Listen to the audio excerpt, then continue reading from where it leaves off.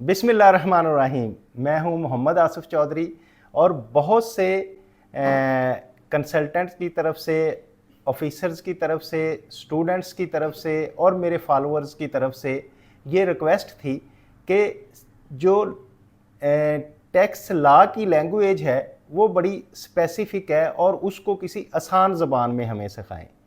तो इसके लिए मैंने आप लेक्चर्स की सीरीज शुरू की है। ये लेक्चर्स बड़े शॉर्ट होंगे, छोटे छोटे होंगे। कोशिश करेंगे कि इसमें एक सेक्शन या फिर दो सेक्शन एक दिन में कवर किए जाएं, ताकि ये सारा अंडरस्टैंडिंग जो है सेल्स टैक्स लॉ की और इनकम टैक्स ऑर्डिनेंस की वो अच्छी तरह हो जाए। तो आज जो हम पहला लेक्चर स्टार्ट ले रहे हैं वो पहला है सेल्स टैक्स एक्ट 1990 का, कि सेल्स टैक्स एक्ट 1990 क्या था। ये एक एक्ट नंबर 3 था ऑफ 1951 में। 1951 में भी सेल्स टैक्स लागू था जो कि एक्ट 3 के मुताबिक था। तो इसको अमेंड किया गया और इसका एक्ट जो 7 है वो 1990 बना, इसलिए हम इसको सेल्स टैक्स एक्ट 1990 कहते हैं। तो ये सेल्स टैक्स जो है ये किस पे लगता है? ये सेल्स पे लगता है, इंपोर्ट पे लगता है, एक्सपोर्ट पे लगता है, प्रोडक्शन पे लगता है और सप्लाई ऑफ गुड्स जैसे कि मैंने सेल्स बताया तो इस पे लगता है।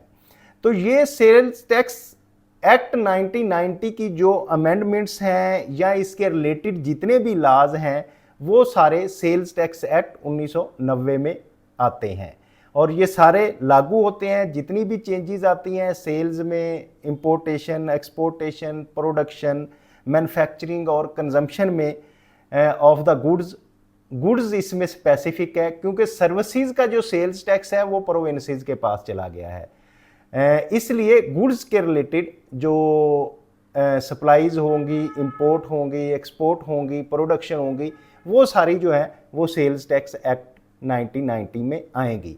हाँ, अलबत्ता जो सर्विसेज फेडरल में हो रही हैं, फेडरल टेरिटरी में हो रही हैं, वो भी सर्विसेज पे भी tax federal board of revenue he collect करेगा और वो भी सेल्स टैक्स एक्ट 1990 में आएंगी। अब जो भी लॉ होता है उसका कुछ मैकेनिज्म इस तरह से बनाया जाता है कि उसका जो सेक्शन फर्स्ट होता है वो उस लॉ के मतलब बताया जाता है कि ये लॉ जो है कहाँ लागू होगा, कौन से एरियाज में होगा, लॉ का मकसद क्या है। और जो उसका सेक्शन 2 होता है वो डेफिनेशंस के रिलेटेड होता है कि उसमें जो जो टर्मिनोलॉजी यूज होनी है वो टर्मिनोलॉजी को ज़रा बताया जाए और उसकी एक्सप्लेनेशन ली जाए। तो अगर हम इसका सेक्शन 1 के मतलब बात करें तो ये जो सेक्शन है ये इसको हम कहते हैं सेल्स टैक्स एक्ट 1990 है और ये पूरे पाकिस्तान पे लागू है, यानी कि पूरे पाकिस्तान में। It shall come into the force, तो ये कब आता है कि जब फेडरल गवर्नमेंट नोटिफिकेशन करती है या बजट पेश किया जाता है तो उस वक्त से ये लागू हो जाता है। तो ये है सेक्शन 1 जिसने इस एक्ट के मतलब बताया कौन सा एक्ट है, कहाँ कहाँ ये लागू होता है और कब से लागू होगा। अब जो सेक्शन 2 है वो हमेशा हर लॉ में जो तकरीबन डेफिनेशंस का होता है कि टर्मिनोलॉजी को आप अच्छी तरह समझ लें। तो इसमें जो हमारे पास डेफिनेशंस में अगर हम आए तो हमारे पास सबसे पहली जो है एक्टिव टैक्स पेयर। अब एक्टिव टैक्स पेयर कौन होता है तो ये बताते हैं कि ऐसा tax payer active tax payer होगा जो कि फॉलोइंग कैटेगरीज में नहीं आएगा। वो कैटेगरीज कौन कौन सी हैं? नंबर 1 तो वो टैक्स पेयर जो है ना तो ब्लैक लिस्ट हो ना सस्पेंड हो under section 21 of the sales tax act. दूसरी बात यह है कि उसने कोई भी सेल्स टैक्स की रिटर्न जो अंडर सेक्शन 26 फाइल की जाती हैं, 2 कंसेक्टिव रिटर्न उसने छोड़ दी, अगर फाइल ना की तो वो इनएक्टिव हो जाएगा, तो इसलिए उसने ऐसा भी ना किया हो। और जो रजिस्टर्ड पर्सन पिछली इनकम टैक्स रिटर्न अपने ड्यू टाइम में उसने फाइल नहीं की, ड्यू डेट जो थी रिटर्न की, अगर उसके अंदर अंदर उसने इनकम टैक्स रिटर्न फाइल नहीं की तो देन भी वो इनएक्टिव टैक्स पेयर हो जाएगा, वो एक्टिव टैक्स पेयर की कैटेगरी में नहीं रहेगा। और चौथी बात जो है कि जिसने क्वार्टरली या बाई एनुअली किसी ने भी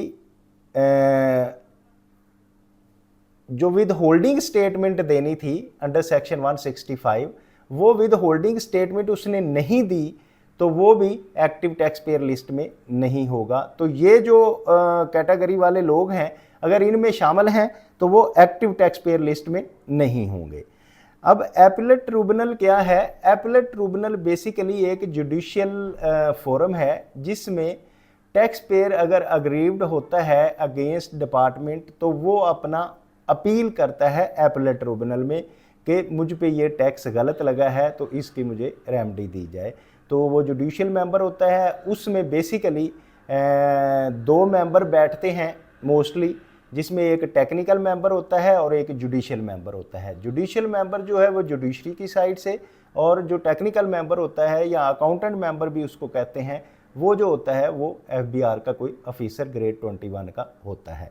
तो एपीलेट ट्रिब्यूनल जो बेसिकली है, ये इनकम टैक्स ऑर्डिनेंस के सेक्शन 130 के तहत बनाया गया है, और ये इसको ATIR भी कहते हैं।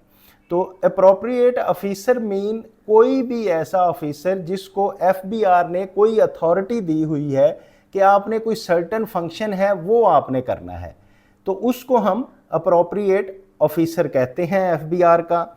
तो इसी तरह एरियर्स हैं। एरियर्स क्या होते हैं? एरियर्स ऐसी अमाउंट होती है कि जो किसी वक्त में पेएबल थी, वो पेएबल थी और टैक्स पेयर ने, या सेल्स टैक्स के मुताबिक हम उसको रजिस्टर्ड पर्सन कहेंगे, रजिस्टर्ड पर्सन ने वो अमाउंट पे नहीं की जो पेएबल थी, तो वो उसके एरियर्स बन जाएंगे।